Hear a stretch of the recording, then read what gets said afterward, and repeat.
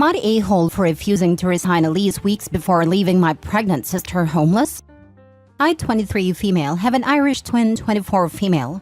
We've been living together for 2 years. She's a single mom of a toddler.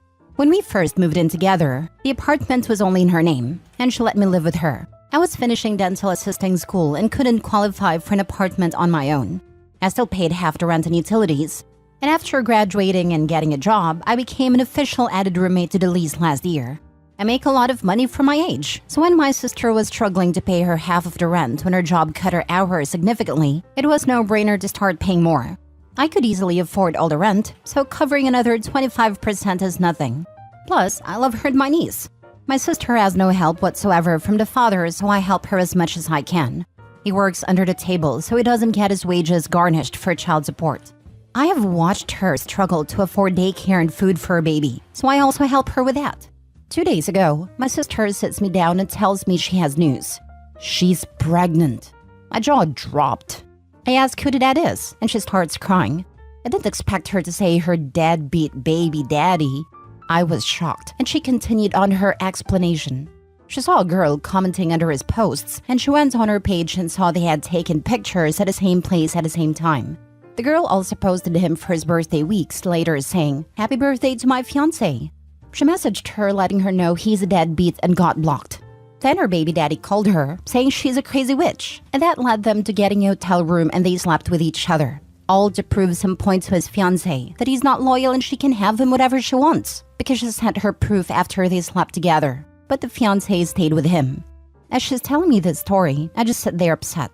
I started asking her if she went to the doctor and how far along is she. She said she did stop by Planned Parenthood and got a scan, and she's 9 weeks. We live in a blue state, so abortion is legal here, and I told my sister that I wasn't going to be resigning the lease unless she got an abortion. She looked at me with so much disgust and started crying harder. She called me evil and said I'm a horrible person for making her choose between her baby or having housing. I told her with her hours now, she can't afford even half the rent, let alone the daycare she splits between me, our dad and aunt. So to understand the position she's putting me in since the responsibility's falling on me.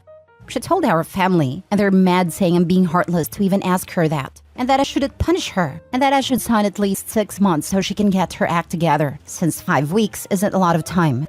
I said no, she's ungrateful for all the help I've done, so I'm out.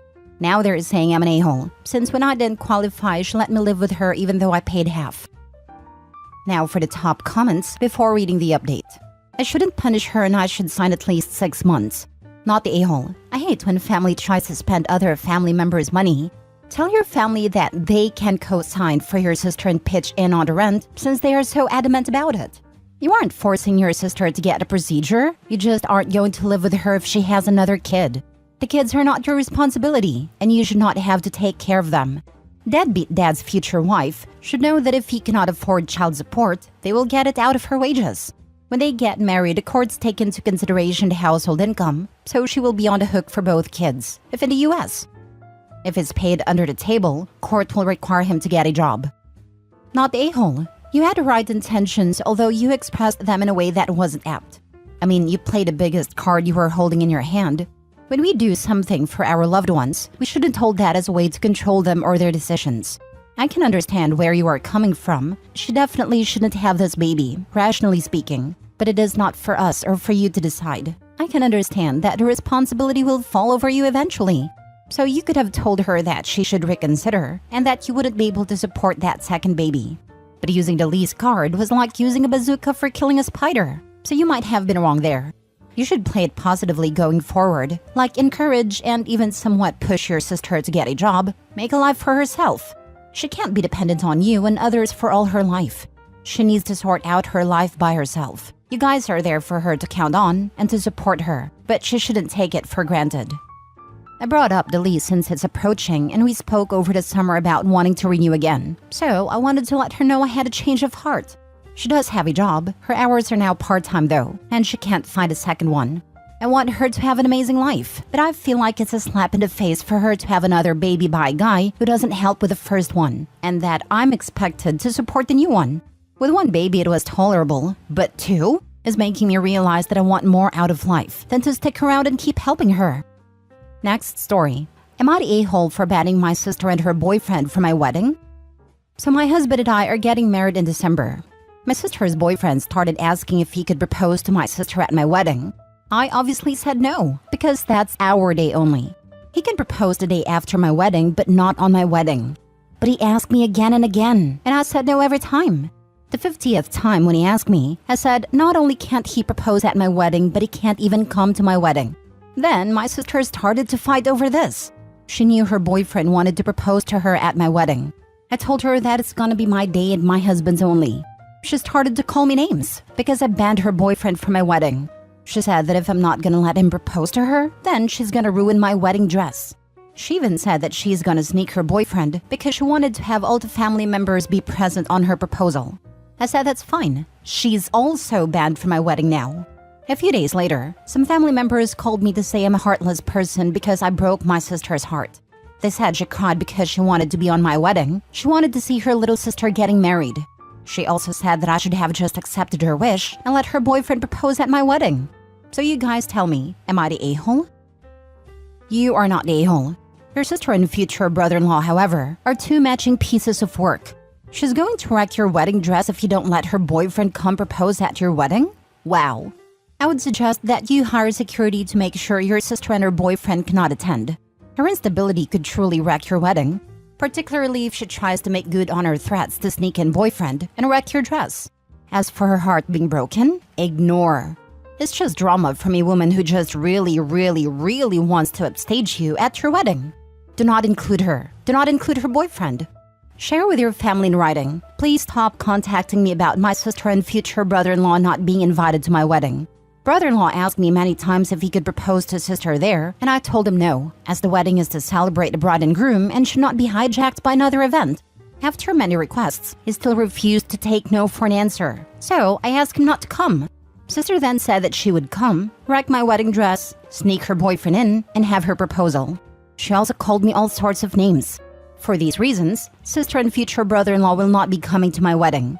I'm not open to further discussion on this topic. Best, Opie.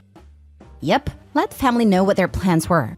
Also, Opie should let people who continue to harass her know that they can miss the wedding too. Get security and make sure she has no access to her dress. Passwords with vendors too. Not the a-hole, and this BS right here is yet another reason people elope. The nerve of your possible future brother-in-law wanting to steal your spotlight at your wedding.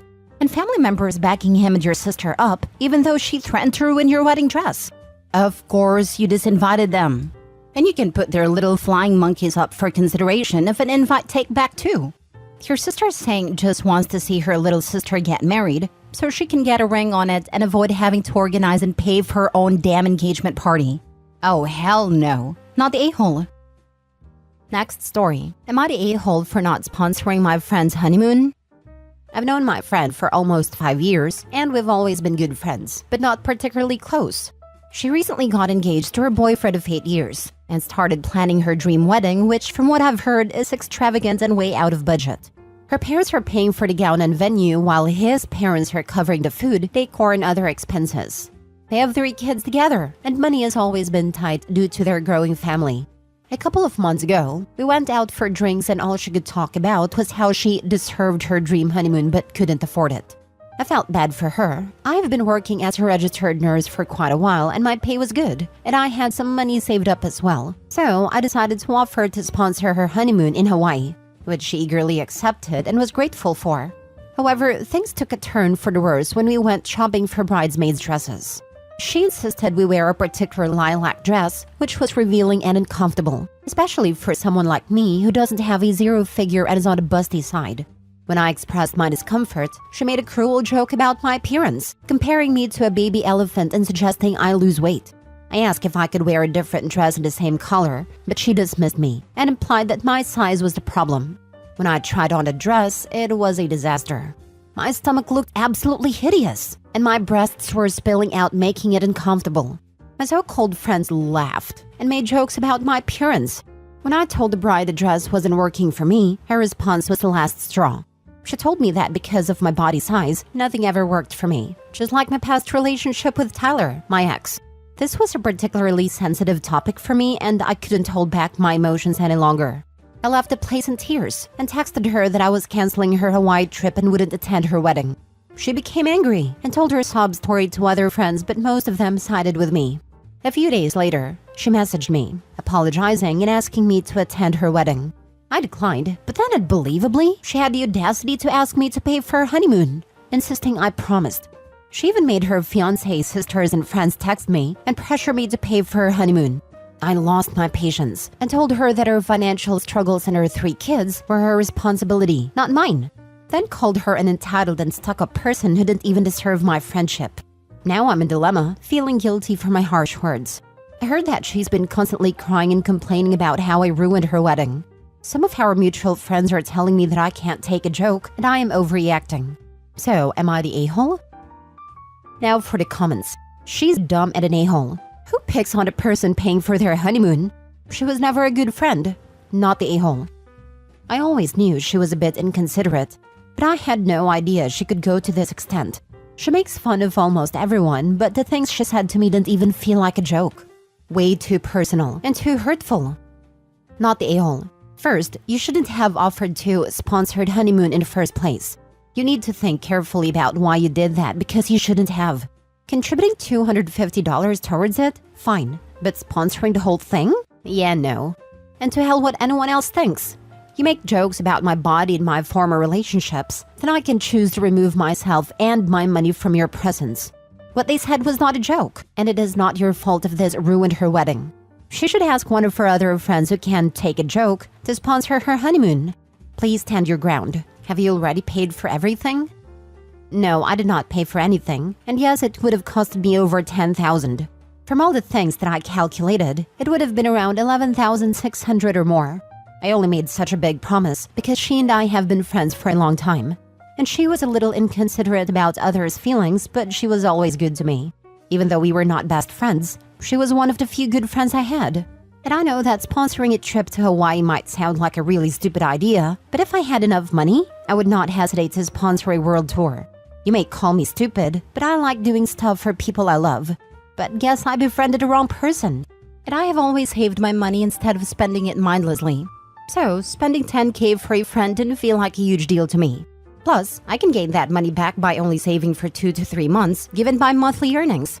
She has been working really hard for her kids, and I saw it myself. I just wanted to give her a good vacation. The fact that you're single and make good money is the entire reason she invited you to lunch and talked about, oh, poor me, can't afford a honeymoon. That's all she really wanted from you. In other words, you did the right thing and she's not your friend.